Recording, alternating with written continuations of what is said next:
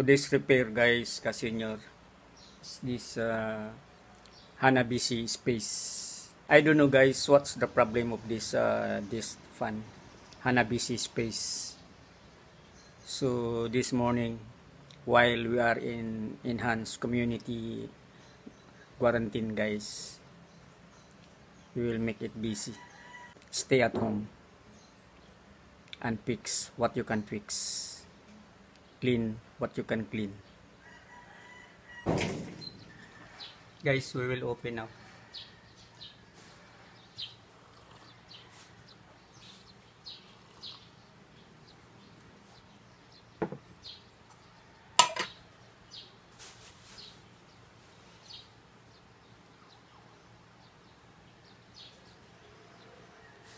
For safety.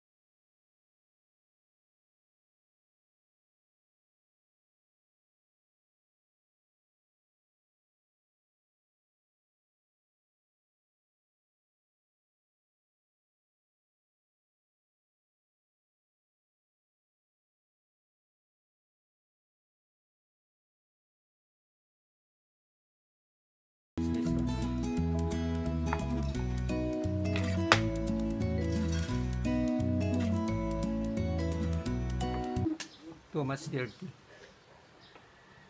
See.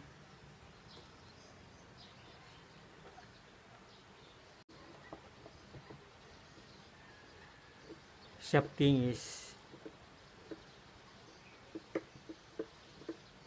is okay, guys. It is turning well, rotating well, guys. So needs a lubricant only. We will clean. We will check the switch and we will check the capacitor. Swivel arm is disconnected also. So we will check also the gearbox. The stator motor, guys, is not original now. They replaced already.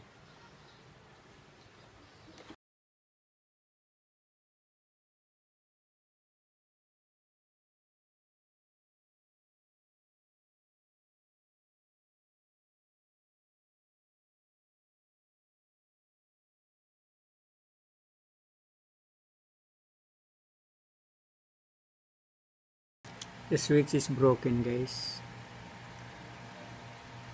and we are under enhanced community quarantine and the store are closed. We cannot buy. So I have here scrap from my scrap, guys. I will try to use this one from my scrap.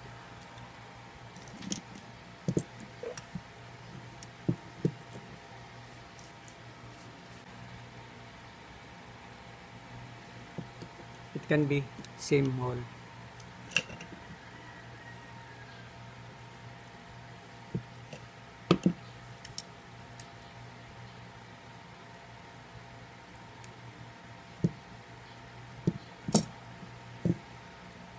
I will check first, guys.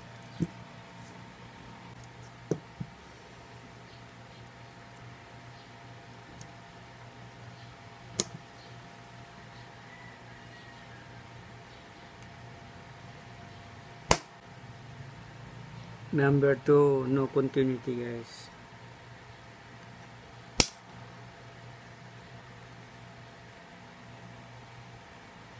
Number 1 have. We will check number 2, guys. There is no contact maybe.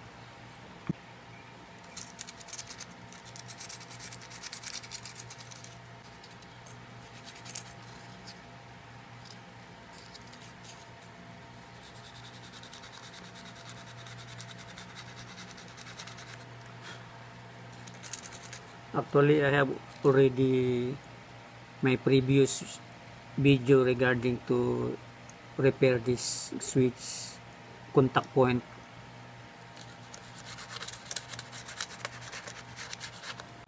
Just visit my repair playlist kasi nyo, guys.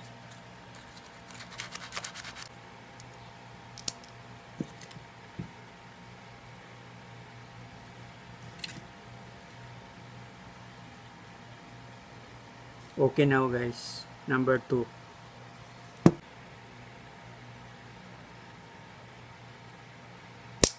Number 3.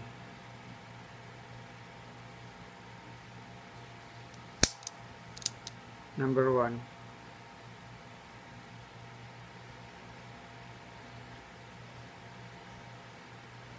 Okay, guys. I will use this scrap from my scrap collections. Only I will change the post button, guys. This post button here is round, but this old one is diagonal. So I will change only. I will put this round here.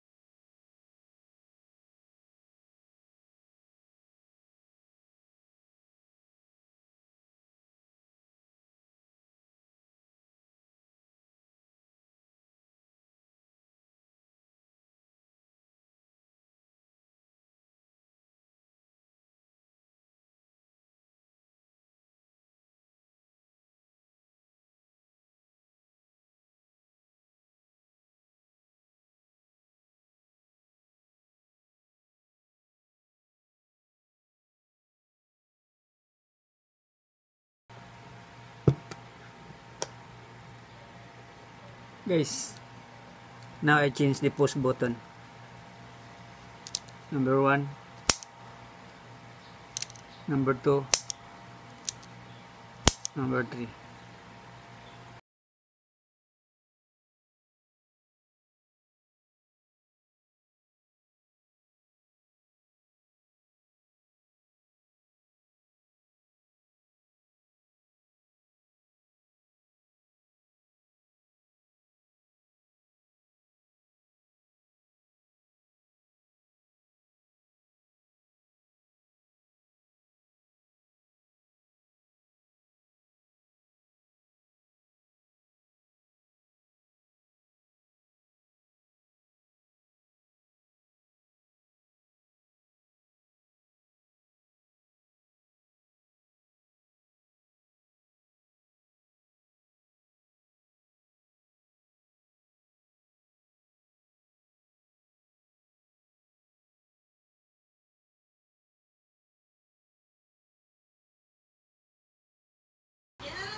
Okay, guys, I assemble already. I install the switch and we will check now. Multimeter, yes.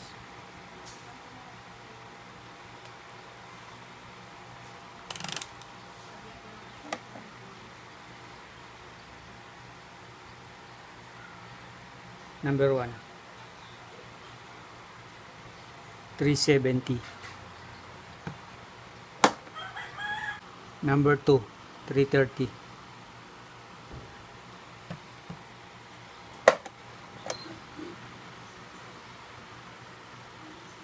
Number 3, 290. Okay guys. Shirt. No shorted guys. See guys. Number 1.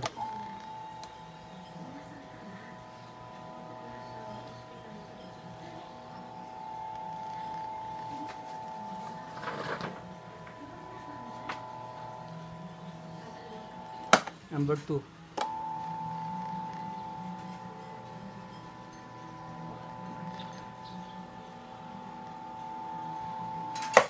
Number 3.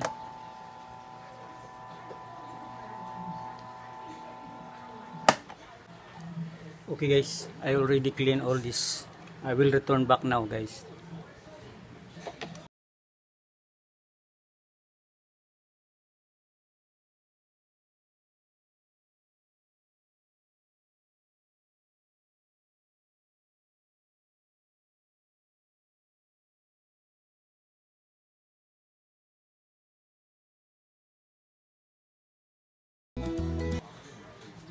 Okay ka-senior guys, we're done. We will test now. Number 1.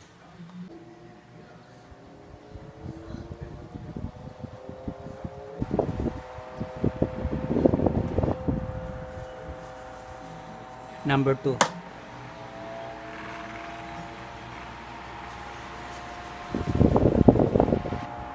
Number 3.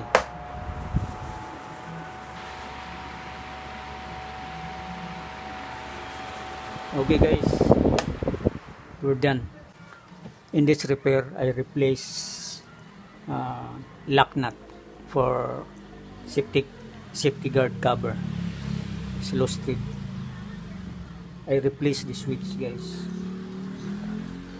It's broken switch, so I replace with my old stocks from my scrap collections guys. And also I lubricate shafting and bushing. I clean the motor stator and I clean all this one, so looks like brand new now. Kasi niya.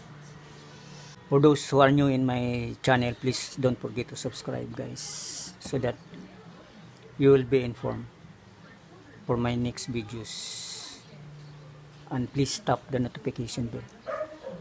Okay guys, thank you for watching. Have a nice day and God bless.